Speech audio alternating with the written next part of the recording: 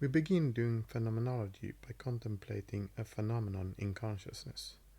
We reflect upon how a phenomenon appears to us. But such a reflection is not always enough to come close to the phenomenon. Sometimes we need further experiences. This is certainly true if a new phenomenon is given to us, a phenomenon we have never experienced before. In such a case, we may need to contemplate the possibility of an appropriate experience to be able to use one. To come close to a phenomenon, to the thing itself, we may need to go back and forth between contemplating and experiencing a phenomenon. In this lecture, I will try to make this clear concerning the cluster text. We must begin by assuming a text. This first assumption could be very deciding. It's possible that it could lead us wrong, i.e., that it will not let the proper phenomenon appear. But if we are lucky, we could also manage such problems. We could possibly produce a variation that will change our direction in a favorable way. I will just give two possible beginnings for a text, a book and an ordinary document. These are the two obvious beginnings. They are common to come across, and they could have been the correct examples of text. For a book, we could use a recommendation from some book on typography. In the elements of typographic style, for example, a line length of 66 characters is seen as optimal. But we could actually take just about any ordinary book. Most of them look much the same. In many practices, we are recommended to use a common document specification. If you live in Europe, I think you have used Times New Roman 12 points and the ordinary paper size A4. That is another possibility to start from. Since this opportunity is different from a book, we could begin with both alternatives. With our two possibilities, we can start variating and ideating different aspects. I will soon return to this. A common critique of Husserl is that you will never go to the things themselves through consciousness. At least not only through consciousness. The things themselves must be experienced, otherwise they will not present themselves to us. Still, the opposite could also be true. You may never go to the thing itself only by the experience of some random thing. It could be the wrong thing you are experiencing. It could be distorted, as with rectangle texts. In this lecture series, I have made a division between intuiting the essences and experiencing them. In reality, this is not always possible. Often, you must move in a zigzag pattern. Zigzag in German. I just like to say it. Zigzag. Between intuiting essences and experiencing them. A certain experience of something, a lived experience, could change how an essence will present its phenomenon to us. It could change how it will be given in consciousness. I will give an example of this that happened to me. At first, when I produced text, I used 2 long lines and a too small type size. But I thought that the problems I experienced laid elsewhere. When I changed the line length and type size, I could easily read for 2 whole days. This was a small change. I changed from a column width of 15 centimeters and a type size of 10 points to 13 centimeters and 10.5 points. It made a big difference. This was for Garamond, and this probably became a problem as I changed from Times New Roman 10 points to Garamond 10 points. Times is much larger than Garamond. By changing the Garamond size, I could experience all the other aspects in a better way. They could be given to me in another way in consciousness. Now we could use both our book and our document and variate the sentence spacing. As you see in the pictures, it doesn't look good. It doesn't look promising. If we had tried a larger sentence spacing only in a book, we may have given up on the idea. If we think that a line length of about 66 characters is optimal, or that the right margin must be straight, we could also have given up on it. Some would probably have given up on it just by looking at it, as it doesn't look as good when you have sedimented the rectangle text look. When we use larger sentence spacing for a document, it could be different. We could notice that it's much better to read such a document. If we do, we could also realize that both typography and science are wrong. In Phenomenology, you try to become presuppositionless. This means that you don't even take science for granted. People could err even within science. When you have read a first draft of a cluster text and think it's better, you clearly will doubt the sciences. But how could they have missed this? It could depend on their methods. Because of this, I tried to develop a method, a lived experience, that should not miss important aspects. I started to variate possible experiences to exclude such experiences that could be seen as a source of error. I knew that I was quite a good reader. That was one aspect. In science, you often use an average student population. That could be one source of error. Most students don't read very much, and thus they don't develop their reading skills. Earlier in school, most of the students probably didn't read very much. If you care about grades, you cannot read extensively. There are exceptions to this rule, but they are probably not very many. Another aspect is the time you read. I decided to read for at least 2 whole days in a row, and of course I also read the text a couple of days before when I changed it. I tried to read almost 500,000 words in 2 days, in more than 25 hours. If this was easier, I saw the text as better. In this way, I assumed that I would not miss possible training effects. It seemed possible, to me, that it could take 2 days to get used to a text, i.e., to sediment it. Through other tools, I knew it could take some time to get used to them. If you get a new golf club, it takes some time to get used to it. Your first shot will not be that good, but in time they get better and better. I thought it could be the same with text. I really felt that I shouldn't make a simple mistake. I also knew from experience that changing between texts is really annoying. It takes some time to adapt to a new text.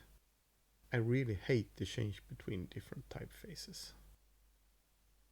In science, you often use average readers and change between different text in tests that are only a couple of minutes long.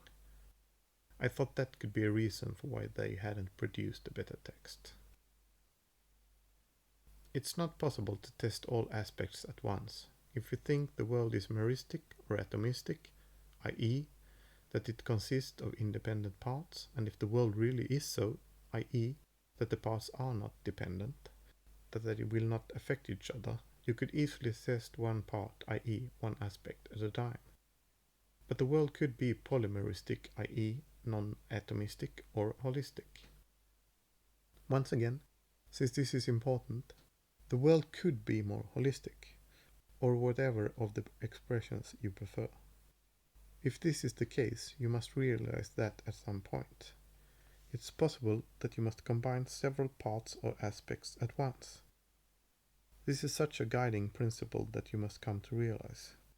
If you see the world as atomistic and only test single aspects at one at a time, in short tests, with average readers, you could end up with the wrong result.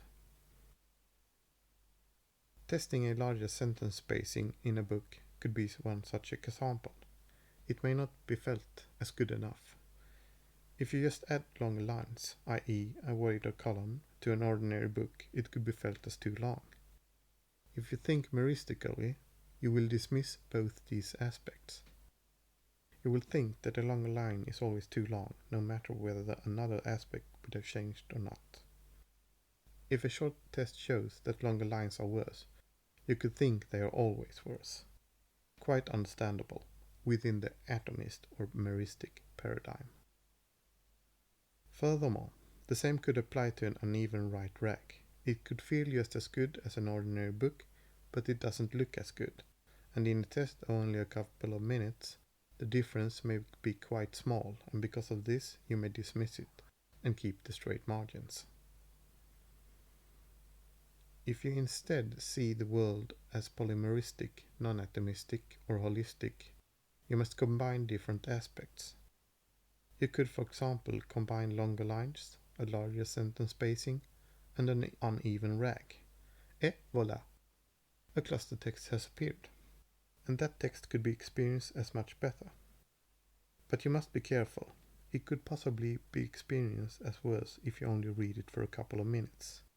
You may need to adapt to it first, and when you have, you could possibly read it for a little longer in a 2-day read. If you read it, you could learn that the three aspects are dependent. The three aspects form a unit, a part that cannot be divided. It forms a molecule, or a polymer, so to speak. As you understand, there could be many sources of error. It's not sure that you will realize all such possible errors at one occasion in a single contemplation. It could happen in a stepwise process spread over quite a substantial amount of time, sometimes many years. So, what must happen for the text phenomenon, or the text itself, to appear, is that all the essences must be expanded appropriately. At this point, the sentence spacing, line length, and alignment has been expanded. This took quite some time to achieve. You must experience the proper sentence spacing, and it could have been 3, 4, 5, or 6 spaces. They must be experienced for at least 2 days to be certain. This is also true for the column width and the line length. It could have been 9, 10, 11, 12, 13, 14, 15, or 16 centimeters, for example. I think 13 is close to perfect, at least with E.B. Germon 10.5 points. That gives a line length of 95 characters, but it could have been 60, 65, 70, 75, 80, 85, 90, 95, 100, or even 105 characters. I felt that the line length of 105 characters with a 15 centimeter column was too much, as I also stated earlier. Already at this point, it has taken quite some effort to go to the thing itself, as you must change the 900-page text and experience it for at least 2 days. And you have only just begun. There are so many aspects left that must be experienced. The appropriate experience of an essence belongs to the phenomenon. This is often seen as another kind of phenomenology, often called existential phenomenology or life world phenomenology. It often builds from the later Husserl, especially from Crisis, and Maurice Merleau-Ponty, but also from Heidegger. Many that use this approach are often critical of Husserl's earlier writings and abandon them altogether. You do not use the epoche as much, and rarely the reductions. Often you will just experience phenomena and describe them, or ask others concerning phenomena or experience and describe them, which is done in qualitative research. I see these approaches as phenomenotics, as they are more practical and not as thorough cognitively. They are not phenomenologically well-grounded. For example, all such studies with ordinary texts are wrong. As always, in this series, that is our obvious example. I repeat, all such studies, almost, based on a non-phenomenologized text, are wrong. For example, in educational studies based on a life world perspective, you have not turned to a world with the things themselves. You have turned to a taken for granted world in which students cannot read and write properly, and surely it must have a bearing on the phenomena being studied. On the other hand, if an essential intuition has been made and you expand from it, I don't call it phenomenotics. Then I call it an expansive-phenomenological method or approach. But in a way, it's reducive. I could have called it a reducive method, as we are trying to reduce the variation. In ordinary English, reductive is used also to express this, but this reduction, when you reduce, is not the same as the former step and method of reduction seen as a leading back. Be aware of this distinction. It's impossible, or at least difficult, to intuit experiences, but it may not be altogether impossible to describe them without actually having experienced them. You may have read some fiction in which some authors have given wonderful descriptions of events they never have experienced. People who actually have experienced them could refer to some books and say that they describe exactly what they have experienced. They could also say that they never could have described it that well. What we must try to do is to describe proper experiences of different essences and assemble all the parts to a single phenomenon, a text. Every time we intend a certain aspect or part, all the others will create a horizon, a background, to the one in focus, to the figure in the foreground, so to speak. Every time we intend another part or aspect, it will come to the foreground, and then the former aspect will return to the background. In this, we are always intending the actual aspect under a certain aspect, to speak with the later Wittgenstein.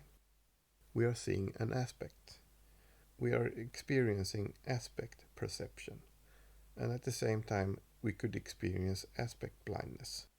We could become blind to other aspects. In some way, we must try to approximate our way to the correct text, to the proper phenomenon, to the thing itself, to the text itself. Where we begin could be decisive. It could make us blind. Typographers have made beautiful rectangle texts. It made them blind to the aspects that will create the text that is good to read. I was lucky. Through my process over several years, I ended up with the cluster text. As it seems, all the proper essences of each aspect are combined in an actual text. Essences were put into existence. A noema turned into an object through certain noetic movements, through a certain intentionality. Sometimes the order is essential. Sometimes you must understand something special to understand something else. This you have probably experienced when you have learned something. You were probably stuck until you realized something special. It's easy to think that if you get the grip on a certain aspect, all the others will follow. I felt that. As I began to use the 5-space sentence spacing, it was easy to read longer lines and an even right margin. After that, it also felt easy to improve as many line changes as possible, and to choose the right typeface and typeface. It felt as if it would happen to anyone who actually had realized the first step. But in history, larger spaces have been used before. You will see them in as early text as the Dead Sea Scrolls, in text from the 16th and 17th centuries, and in the 19th century it was very common to use 2 or 3 spaces between sentences, which is not far from 5 spaces. They were so close, but they couldn't combine all the essences, possibly due to the straight margins. They were never, or almost never, changed. Neither was a large line length used very often. In recent times, we have read longer lines or wider columns. In Europe, the A4 format is standard, and then you often read longer lines.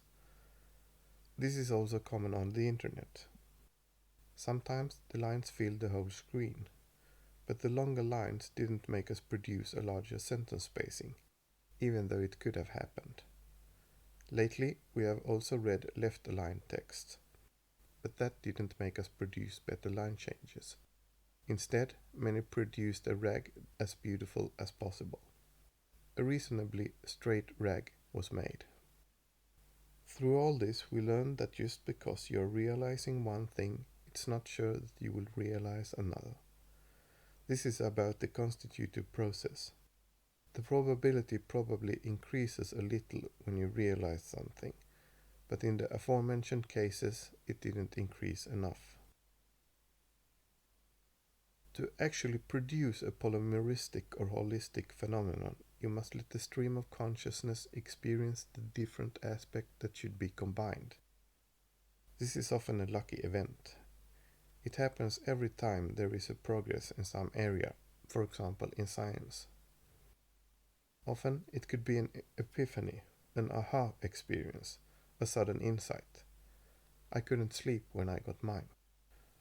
Such an experience could still be wrong. Sometimes you are mistaken. We could deceive ourselves. This happens quite often, especially to designers and inventors. They probably get more bad than good ideas. I'm actually still wondering if the cluster text could be wrong. I have tested it, but you're never really certain. Now I'm turning to you, hoping that you will experience the cluster text as better.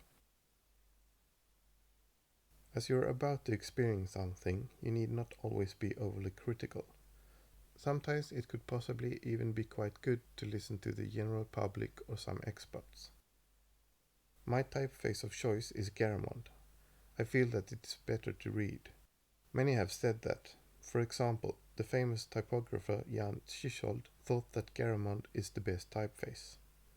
Others have stated that they have other favorite typefaces, but then they also state that it is because they look good. Concerning typefaces, I suggest that you read E.B. Garamond for a whole week and that you then change typeface. The change will be uncomfortable, at least if you are an advanced reader. If you then switch back to Garamond, it will feel as if you are coming home. In science, short tests are often used. As a researcher, if there isn't much difference between typefaces, you must state that. Otherwise, you're being subjective, biased, and so on. They use short tests, ordinary rectangle text, and average readers. There isn't much difference between typefaces in such tests. This could be different for advanced readers reading cluster text for several days. You should test this properly. If you do, I don't think you will say the same things about typefaces as researchers do based on short tests. It's certainly annoying to change typefaces. As I stated before, I found that 95 characters on a line in a 13 cm column work best with E.B. Garamond 10.5 points. It seems perfect. Other typefaces may be too narrow, too large, or use too much ink. You can change typeface, but then you may end up with only 91 characters on a line.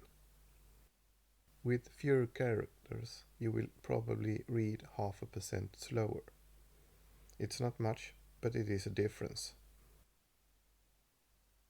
If you try to set them so that you will get 95 characters, they may feel too small. I don't think it's meaningful to show this properly here, as this is a presentation meant to exemplify phenomenology. But you will see it a little in the pictures that are shown as I am telling you this.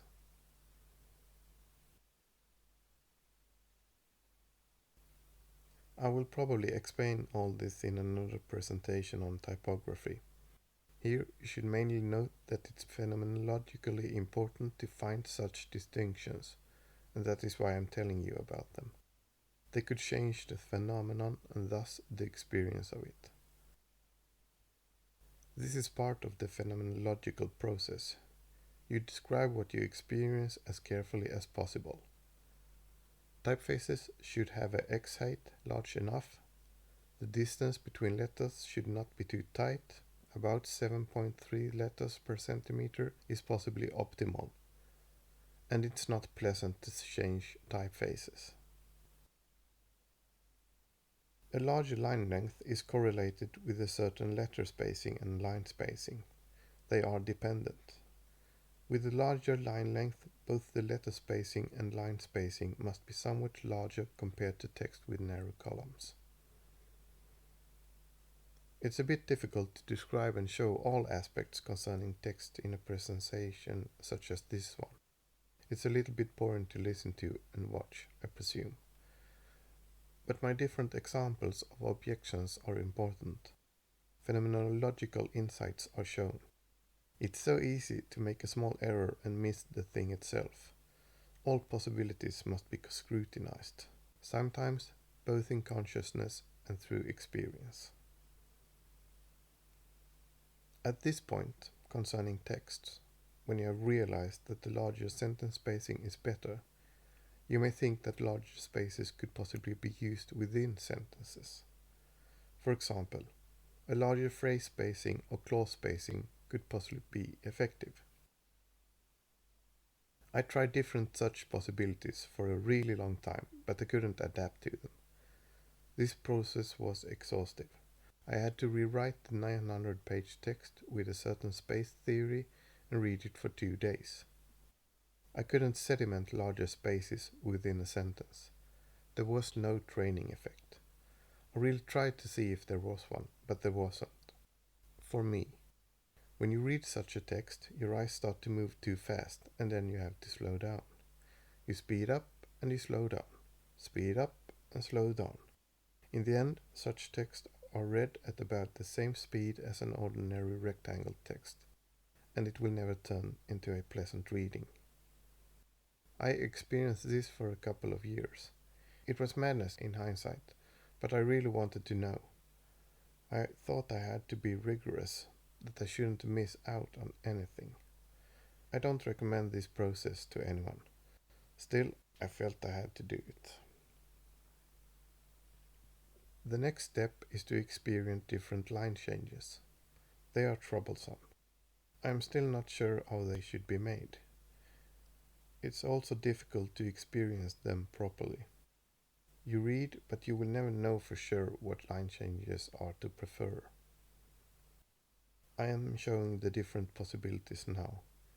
They are perceptual, linguistic, constitutionistic, and aesthetic line changes. These were not seen in rectangle text. They could not be experienced. They could not present themselves. They could not appear. In ordinary text, you just let the lines flow from line to line. You don't improve them. I will not show this properly. It can be made in a lecture on typography, and you will experience it if you will write a cluster text. I will only tell you that it's quite easy to detect two perceptual line changes, single words to the right and cluster space staples. As you see right now, they are disturbing to our eyes. When you have changed the perceptual line changes, you will read such a cluster text quite well, but there are some further line changes that probably could improve our reading. Some words seem to be better either on the line above or the line below. This is really difficult to experience as you will only get one chance of reading a line change. You cannot reread it immediately because then you will already know how it should be read. So you must change a text, leave it be for a while, and then come back to read it new. The line changes are still not entirely clear to me, and they could probably be better experimented with by some scientific method. At this point, I am assuming that some short linguistic words are better put on the following line, such as a, an, and the. In some cases, it's also better to either leave a word or to move it forward, as it will affect how we constitute meaning as we read.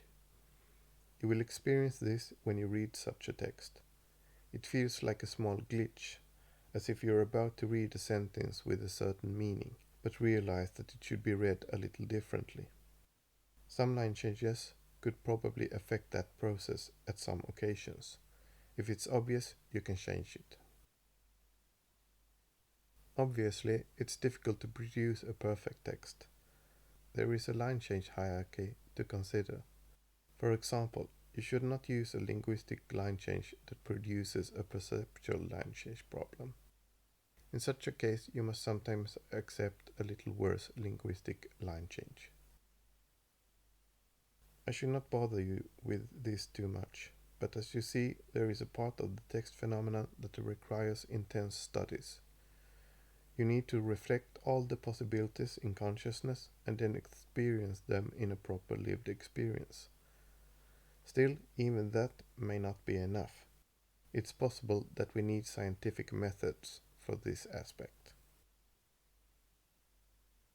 At first, you may think that this line changing process is a bit too much.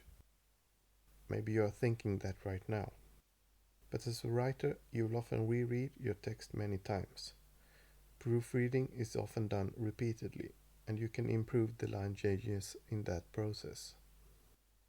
When you have done it for some time, it's as straightforward as changing a spelling error. You even get the same feeling. If you have noticed the line change error, it's difficult to leave it be. You feel that you must change it in the same way you feel that you must correct a spelling error. Furthermore, this process could show some problematic sentences in a better way. If a sentence or a paragraph is a little unclear, you may realize it through the line changes. Sometimes you will realize that you need to rewrite the sentence or a paragraph. Thus, this step could actually improve your writing and the actual content of a text. The line changing event could also exemplify an important concept in phenomenology, the concept of temporality or time consciousness. In phenomenology, the primal impression, the now, has a moment of retention and protension within it. Retention is the moment of the near past, and protension is the anticipation of the near future. We are not aware of them. It's not about remembering the past and predicting the future. It's about a very short time span close to the now moment. This we will experience during a line change. A line change takes about 40 milliseconds, and at the end of a line you have just read a part of a sentence that is now in your retention, and often you're also anticipating how the sentence will continue on the next line. It's in your protension during the line change. You're about to read in a certain way, as you, precognitively, so to speak, know how the sentence probably should be read. This temporal structure of consciousness causes it to anticipate the meaning of a sentence, but it's not always right. Sometimes you're wrong, and it's this occasion that I think you sometimes can change with another line change. It's as if a sentence has a unity of meaning and that you're already about to go there, but sometimes it's wrong. Sometimes you also feel that the sentence ends at a line change, or rather that the reading flow stops. It's as if consciousness feels that the full stop or period would have been appropriate. Such occasions can possibly also be changed with a different line change. Of course, you can make a text look a little better if it doesn't affect the reading negatively. A fairly even right margin looks better. It's not always possible to improve paragraphs aesthetically, but when it's possible, it can of course be made. But if it will cause a worse reading, it should not be made. A cluster text is allowed to look ugly if it causes a better reading. As I have stated elsewhere, if we are reading a text, we are not looking at it, and thus we will not see its ugliness. And when we are looking at a text, we are not reading it, and then it doesn't matter. You will seldom know if all your line changes are perfect. Sometimes two different choices are equally good, and so on. What you can do, to begin with, is to change the obvious line changes that will make your text better to read. It's not that important to produce an ideal text in practical life, but a rigorous phenomenologist surely would like to know the ideal text phenomenon. The full line change essence can probably not be experienced in an ordinary experience. We must probably turn to science. This essence may need further scientific expansion. But as you see, we have prepared for it as much as we can phenomenologically. We have tried to push it as far as we think we can. By doing so, we have probably also shown the limits of phenomenology. We are able to reach an essence, but not to fully clarify it. By this, we have also shown why phenomenologists think science is important. Often, phenomenologists think science must be better founded, but they also think it's incredibly important. There are many more aspects to ponder, but the cluster text we have now produced is already better to read. All in all, you should now experience a better flow when you read such a text. You will probably experience fewer regressions depending on the larger sentence spacing. Your perception will not continue over the sentence spacing if your constitution of meaning is not finished. And when it's finished and you have jumped over it, you will not jump back. There will also be less line changes as the lines are longer. Thus, you will experience a better flow on each line. Furthermore, all the line changes are better. You will never read a single word to the right, and more words are read together that are better read together. These are possible explanations, and as such they are not part of the phenomenology of the text. This, science should tell us more about. In phenomenology, we can experience the text and describe that we feel a better flow and that our speed and stamina have improved, but we cannot experience the explanations. To experience all this fully, you may need to read for several days. If you do, you will find that you could read in longer intervals, with shorter pauses, in more intervals each day, and possibly during more days a week. You could experience that you will be less tired and that you will be able to read for longer. You could possibly also experience that you will understand the content a little better. As the perceptual load is lower, you may have more energy left for the cognitive load. Occasionally, you will also be able to understand a text better when you read more pages a day. Between consecutive days of reading, we forget a lot. If you have everything fresh, you will be able to see more connections between different paragraphs in the text. If you learn to read over 400 pages a day, it will be easier to understand long and difficult texts. If the experience of a cluster text is better than other texts, we should feel quite comfortable knowing that we have expanded all the essences appropriately. If we are able to read more and better, we have constituted a better phenomenon, and we will realize this because a better text has been constructed. The phenomenon that appeared to consciousness made us construct and produce a better text object. By this, we also know that our essences actually are essences. They made certain experience possible in which we could experience the phenomenon properly. The parts or essences of a cluster text cannot be changed. They cannot vary. They are invariant. If something is changed, it could be another phenomenon, as it would lead to an inferior experience. If you experience the cluster text as better, you may have seen the thing itself. The thing itself may have been given to you in your stream of consciousness. But you should not be too sure. We could have missed an important aspect. It's possible that we have not experienced the proper ideation and variation of some aspect or essence. It's possible that we may need a minor change that is difficult to detect.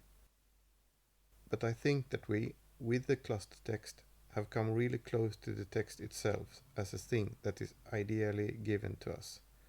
Now it will be interesting to see what you will think. Right now, if you are prone to thinking scientifically, you may think that all this is just anecdotal evidence. And that is true. In phenomenology, you could be said to use exemplary validity. If you're interested in it, you can turn to Hannah Arendt's Lectures on Kant's Political Philosophy. Exemplary validity means that you know that you could be wrong, and thus that you must showcase what you have come up with so that others, such as you, could validate it. You, if you are phenomenologizing along with me and already have or are about to experience a cluster text, for 2 days or a whole week, could validate it. You are trying, or should be trying, to see if the phenomenon is about to appear for you in the same way. If everybody will experience the cluster text as better, the phenomenon could be said to be apodictic, i.e., the same experience will occur every time someone attempts to doubt it. And, as you're prone to thinking scientifically, I'm also wondering whether you're equally critical of science if you are experiencing the clustered text as better. Do you still think that the methods used in science are scientific? Are you producing an ad hoc theory to save some methods? Or do you see only 2-day spans and week spans as scientific as they are able to detect certain aspects? In my opinion, I'm not sure whether shorter tests than 2-day spans can be used as evidence. There are possibly too many sources of error in such tests. You may have to think about that. Right now, if this is the first time you are experiencing these thoughts, you may be quite perplexed. It could be difficult to understand that all texts are wrong. It's too strange to be true. The first time you will look at a cluster text, it will not look good. The first amount of pages you read may not feel good. This you can also try to catch in a description. You can learn how long it takes for a certain aspect to be sedimented.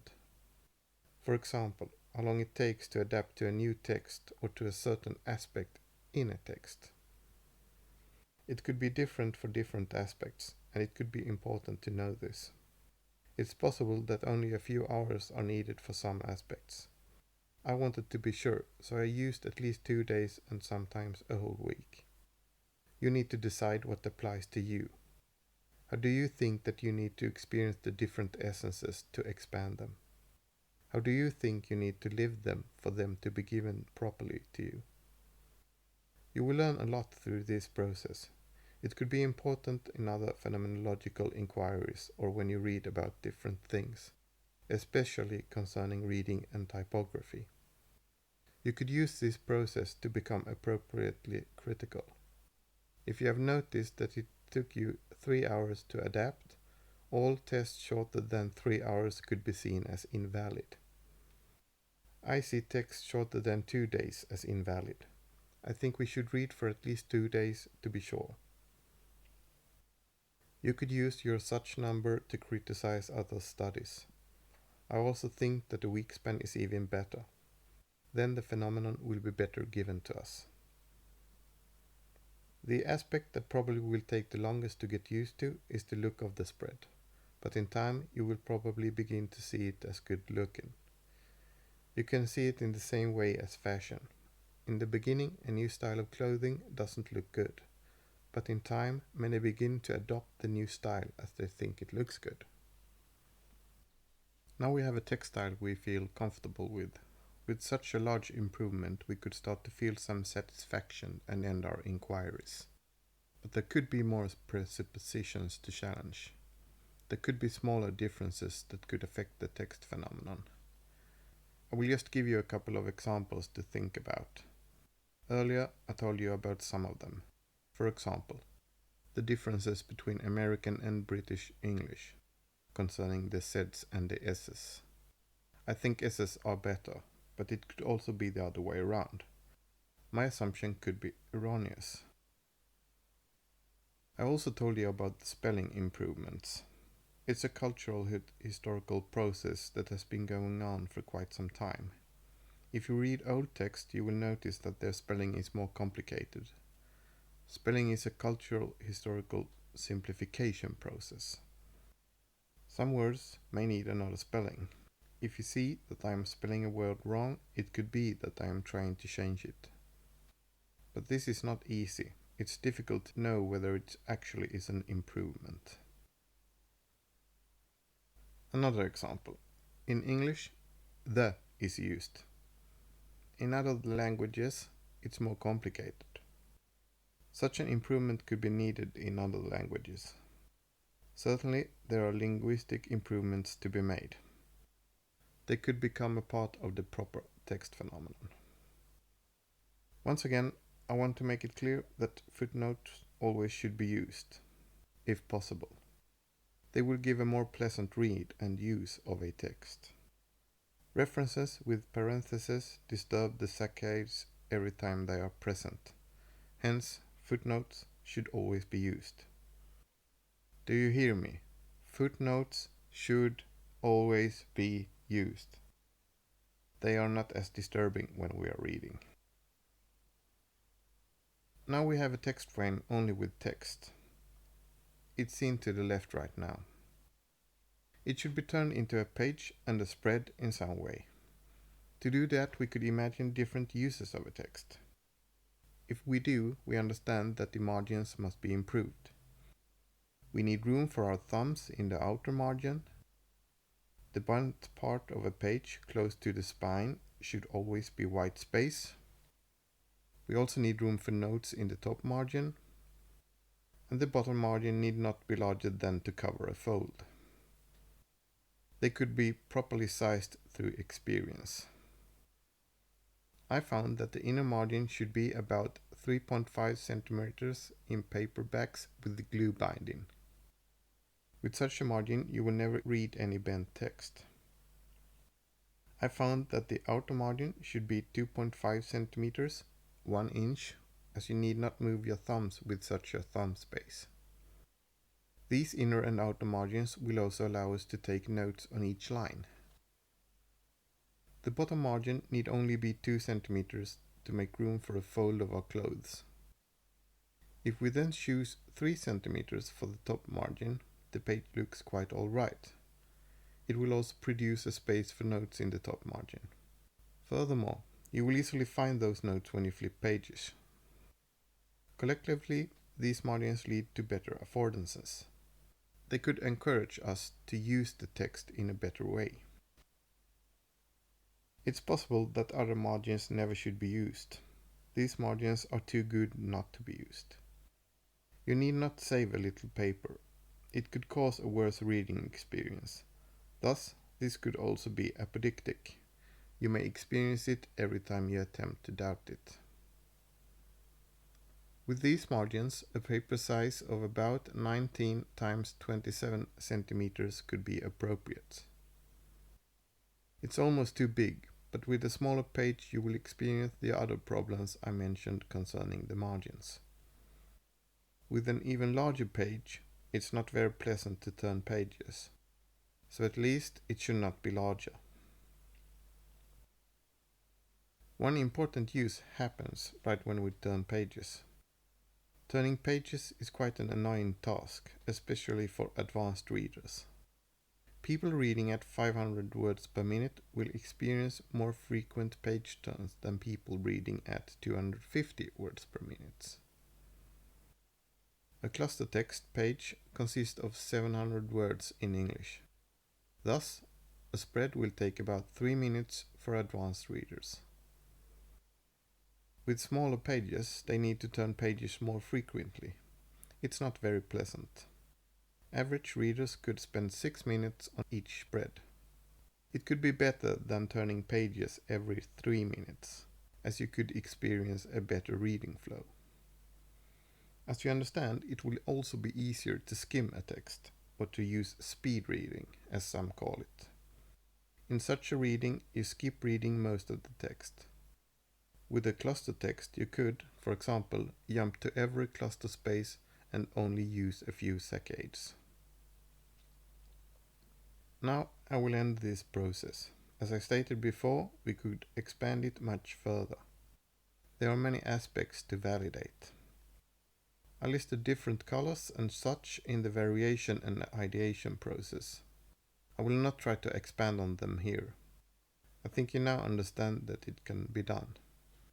At this point, I think I have told you about the critical aspects of the text phenomenon.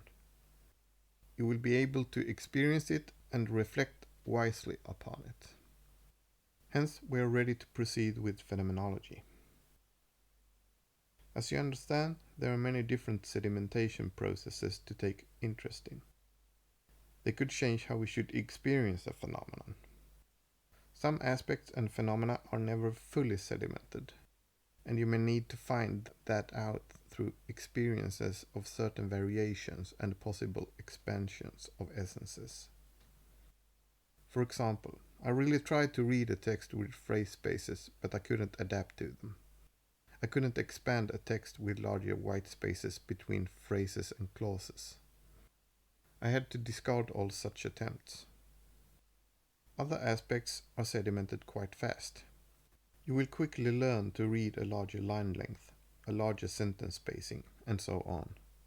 But they may still take some time to sediment. It could take an hour or so not to notice them. You can note such sedimentation times and possibly learn from them. To start seeing this cluster text as beautiful will at least take a full week of reading and possibly even longer. It could take many weeks, even months. As you now also understand, certain experiences could be crucial for a certain appearance. This is another difference compared to the phenomenoticians that do phenomenological life world studies. As a phenomenologist, you try to do certain experiences and describe them. Instead, some phenomenoticians, aka qualitative researchers, take an interest in others. This is a hobby horse of mine. I'm quite annoyed by this. Many so-called phenomenologists, i.e. phenomenoticians, could actually have turned themselves into phenomenologists to experience and describe a certain experience. In education, there are many experiences to choose from, but this rarely happens, and because of this, many practices do not improve.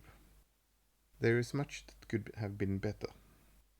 If you're pondering these questions, you should really try to experience something that is really important and describe it rigorously phenomenologically, so that others could benefit from it. When we are fully done, we have reached a theory, a text theory. The lived and experienced essences of a phenomenon that turns the phenomenon into precisely that phenomenon and not another phenomenon could then be seen as a theory. At that point, precisely at that point, we are leaving phenomenology. Phenomenology is pre-theoretical. When we have expanded all the essences as much as we can, we are finished. Thus, the essences should not be seen as facts. Facts are better seen as related to theories. They are the result of certain theoretical and factual experiences. This distinction could be important. Muddling them could produce aspect blindness. Now, as the cluster text turns into a theory, we can test it to produce results, which must be evaluated through theory to be seen as facts. But we should be careful even in such an experience, in such a process. With 2 short tests, we could produce the wrong facts, or rather the wrong result. A 2-day span or a week span of reading could lead to better facts. From tests we get results, but results are not always facts. A result should be properly evaluated to be seen as a fact. If you are measuring your reading, you should be aware of this. If you use percentages, they should be the same for all kinds of speeds. If you say that the text is 10% better, it should be so in words per minute in short tests, when you read for a whole day, and when you read for a whole week. But if this is not true, you need to add information to express yourself correctly. You should say that the text is 10% better in words per minute in a 20-minute test, as it could be 20% better in a 5-hour test. I will return to this later. Such effects are important when we are talking about a phenomenon. It could affect how the phenomenon will be experienced and thus the phenomenon itself. Now, as you are taking part in an essential intuition by a reductive phenomenological method and an essential expansion by an expansive phenomenological method, in my vocabulary that is, you will probably learn about them as well. If you're paying attention to those aspects, and not only to the aspects concerning the text phenomenon, there are lessons to be made. Husserl said that we need a lot of training to learn to intuit phenomena. When you are doing all this, you are training, you are practicing. The next time you could possibly do it a little better. I've tried to point out some problems concerning the text phenomenon that could be similar for other phenomena. There could also be other kinds of problems that are important. You may need to experience essences differently concerning other phenomena to get closer to the things themselves.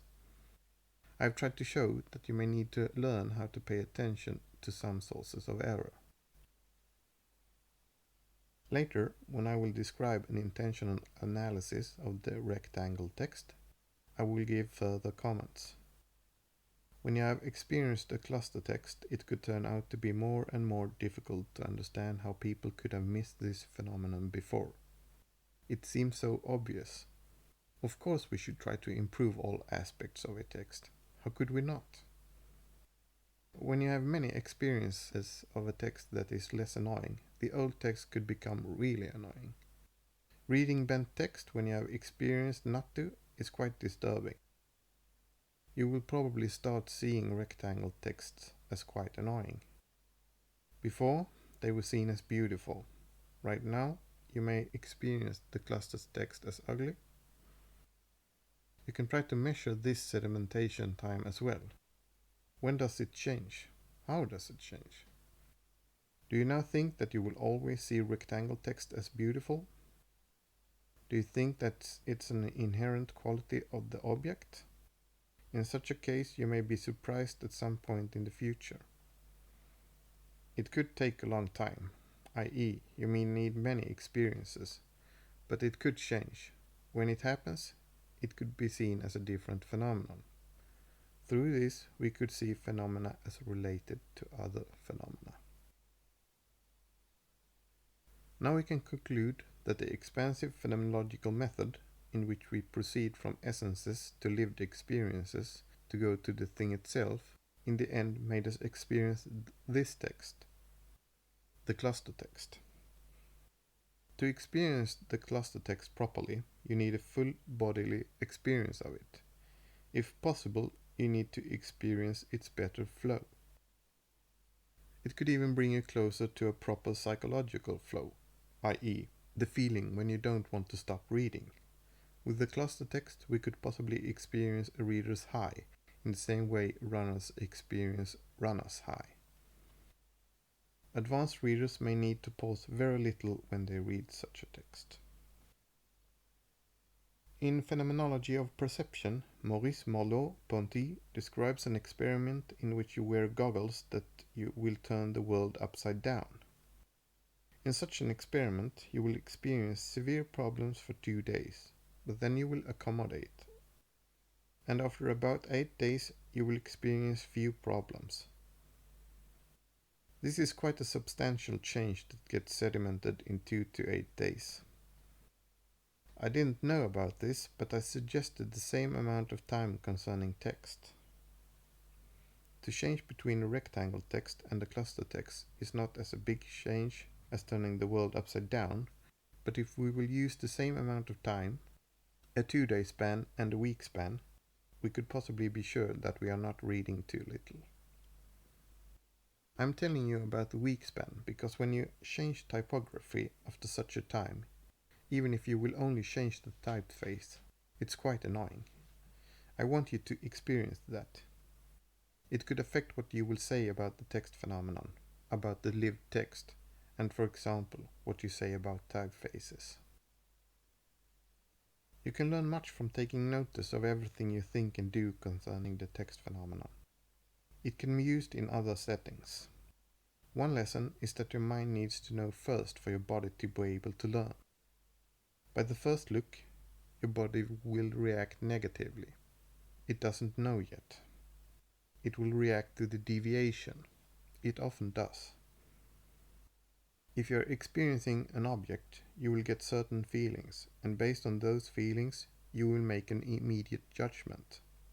You will use your reason, your mind. But if your mind will let your body experience something for a long enough time, a second lesson is that your body will probably know before your mind does, if this makes sense. If you continue a certain experience, such as reading a cluster text for a longer period of time, your mind body will adjust. but then you may already have made up your mind. You did it too soon. Later your body may know, but you may still be caught up in what you already have felt, thought and said about it earlier. Hence, from all this we learn that an experience must be properly sedimented before we can articulate it properly. The extended time of reading is a primordial experience to what we should say about the text phenomenon. It's the experience we must live before we can say something appropriate about it. Before that, we will probably mostly express nonsense. In this, we may need to overcome our former mind and body, i.e., our common sense. There could be obstacles to experiencing the phenomenon appropriately. This is different for different people. Some are open to new experiences and will become affected by them. Others are stuck in their old ways. Some people have told me that it doesn't matter that much if the text is 10 to 20% better, which I think is quite an odd thing to say. You will rarely experience such an improvement without working hard. Now, you need not work very much. In this, we may need some help from Socrates. He said, "I know that I don't know." This Socratic attitude is good concerning these matters, especially if you know a lot about typography. If you do, you may want to continue using what you already have learned. The more you already know, the harder it could be to change. If you think that you don't know, it could be easier. It will be interesting to see what will happen. It will be interesting to see what experiences people will choose to make. Some will probably avoid them, if they can. Others cannot wait to make a new experience quick enough. You must decide what you should do. The cluster text is a new whole concerning text. We have changed many parts starting from another whole. We are seeing all the parts in the light of a new whole. We don't want the text to look beautiful or harmonious. We care almost exclusively about how good it is to read and use a text. It will probably still look quite beautiful when we have seen it enough times. As I said before, concerning clothing, fashion changes. What looked weird when it was new begins to look nice after some time. This could also be true for the cluster text. Another thing to be aware of concerning phenomenology is that different people will be differently good at using the phenomenological method. This is not different from other human practices.